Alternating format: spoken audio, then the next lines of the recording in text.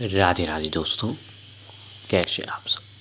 दोस्तों, हमारी सनातन धर्म में भगवान भोलेनाथ की पूजा करने के लिए सावन के महीने को सबसे उत्तम महीना माना जाता है। जी हाँ दोस्तों, पूरे साल भर में 12 महीनों में से सावन का जो महीना है वह भगवान शिव को समर्पित महीना है। ये भगवान शिव का सबसे प्रियतम महीना में से एक महीना माना जाता है। इस महीने में जो है दोस्तों प्रकृति में चारों ओर जो है हरियाली छाई रहती है। बारिश अपने जोरों पर होती है और पूरे और जो है दोस्तों जैसे मानो कि हरी चादर जो है दोस्तों किसी ने बिछा रखी है।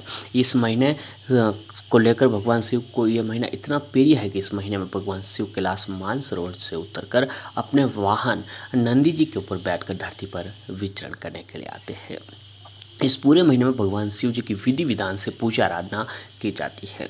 इस बार सावन का महीना बेहद ही अधिक खास होने जा रहा है, क्योंकि दोस्तों आपको सुनकर थोड़ा अजीब सा लगेगा, हैरानी सी होगी, क्योंकि इस बार का सावन का महीना जो है एक नहीं बल्कि 2 महीने का होने वाला है।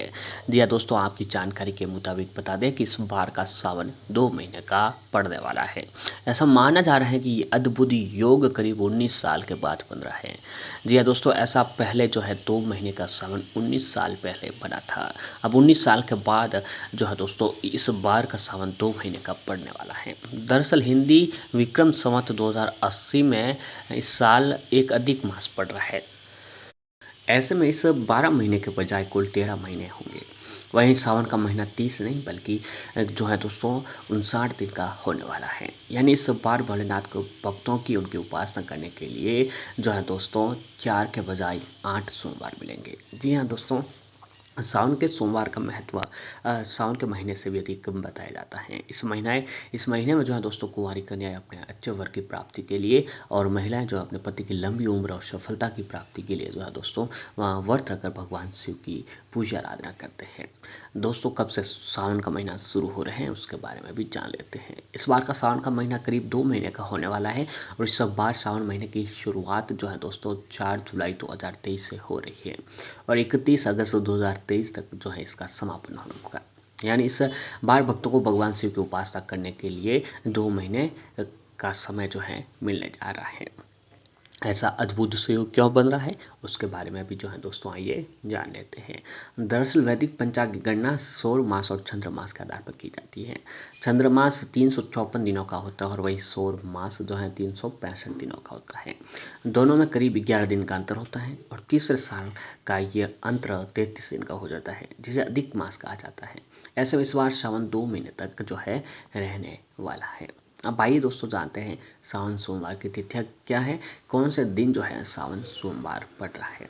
तो दोस्तों साल 2023 का सावन का पहला सोमवार जो है 10 जुलाई को पड़ने जा रहा है। क्या दोस्तों, सावन का पहला सोमवार 10 जुलाई को पड़ेगा। वही दूसरा सोमवार जो है 17 जुलाई को, तीसरा सोमवार 24 जुलाई को, चौथा सोमवार 31 जुलाई को और पांचवा सोमवार 7 अगस्त को, छठा सोमवार 14 अगस्त को और सातवां जो है 21 अगस्त को और वहीं अंतिम सोमवार जो है दोस्तों 28 अगस्त को पड़ने वाला है और 31 अगस्त तक जो है सावन का महीना जो है चलने वाला है। इस महीने में जो है दोस्तों आपको भगवान शिव की विधि विधान से पूजा आराधना यातना और साधना करनी चाहिए। इस महीने भगवान शिव की गई पूजा कभी भी खाली नहीं जाती है। यह दोस्तों आपकी जानकारी के मुताबिक बता दें कि सावन के महीने में जो है अगर आप एक बार भी एक माला जाप जो है अगर ओम या फिर ओम नमः शिवाय मंत्र की एक माला जाप भी अगर आप आज के दिन करते हैं, इस महीने में किसी भी एक दिन करते हैं, तो दोस्तों भगवान शिव आपकी हर तरह की परेशानियों को दूर कर देंगे। क्योंकि दोस्तों इस महीने में भगवान शिव जो है धरती पर विचरण करने के लिए आते हैं और अगर आप ये उपाय यातनाएं साधनाएं और भगवान शिव का अगर एक बार भी नाम लेते हैं तो भगवान शिव आपकी सारी परेशानियों को पल भर में ख़त्म जो है कर देते हैं।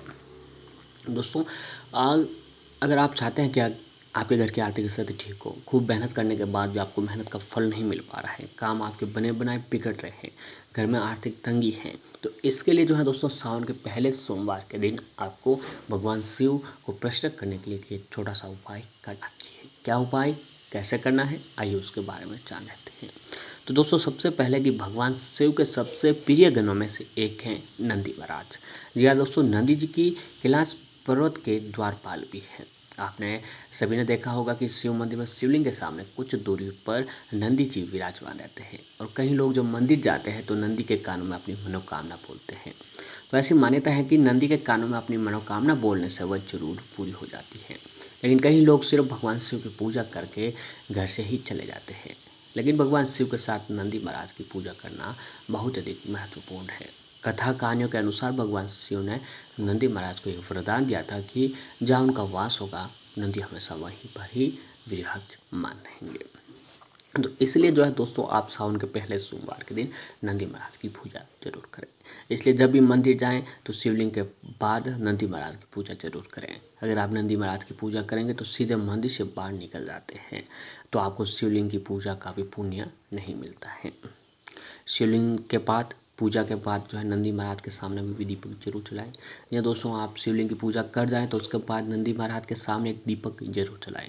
इसके बाद नंदी महाराज की आरती करें और किसी से बातचीत किए बिना जो है दोस्तों नंदी महाराज को जो है आपको हरी घास, हरा पालक या फिर मौसमी फल जो है आपको जरूर अर्पित करनी चाहिए।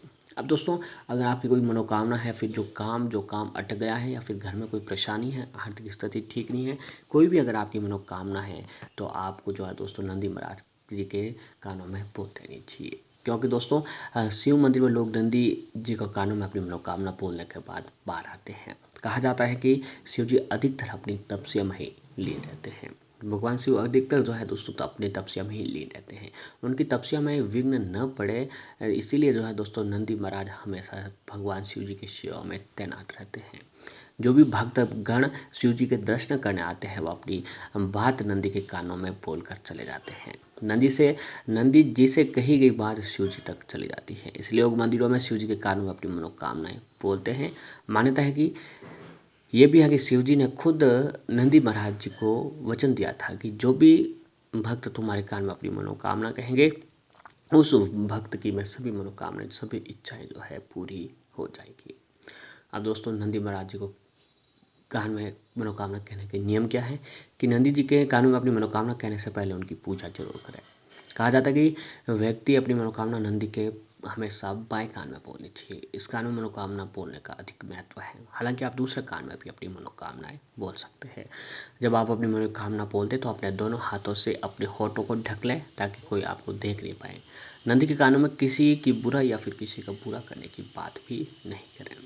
जब आपकी मनोकामनाएं पूरी हो जाए तो नंदी महाराज जी को बोलते हैं और उनके सामने कुछ भी भेंट करें। आप नंदी महाराज को फल, प्रसाद या कुछ धन भी अर्पित कर सकते हैं। और अब दोस्तों, नंदी महाराज जी को जो अपनी मनोकामनाएं बोल देने के बाद एक काम करें कि आप नंदी महाराज जी के मन में आपकी जो भी इच्छा है, जो परेशानी है, जो काम नहीं बन पा रहा है उसे बोल दीजिए। और बोल देने के बाद जो है दोस्तों नंदी महाराज जी से आराधना करें कि हे नंदी महाराज, जितना जल्दी हो सके मेरी मनोकामना जो है भगवान शिव तक जरूर पहुँचाएँ। और फिर जो है आपको ओम नमः शिवाय मंत्र का जाप करना है। या दोस्तों, इस मनोकामना बोलने के बाद नंदी महाराज जी के ही कान में जो है आपको ओम नमः शिवाय मंत्र की एक माला जाप भी कर देनी चाहिए। इससे भगवान शिव आपके ऊपर अति शीघ्र प्रसन्न होते हैं और आपकी मनोकामना पूरी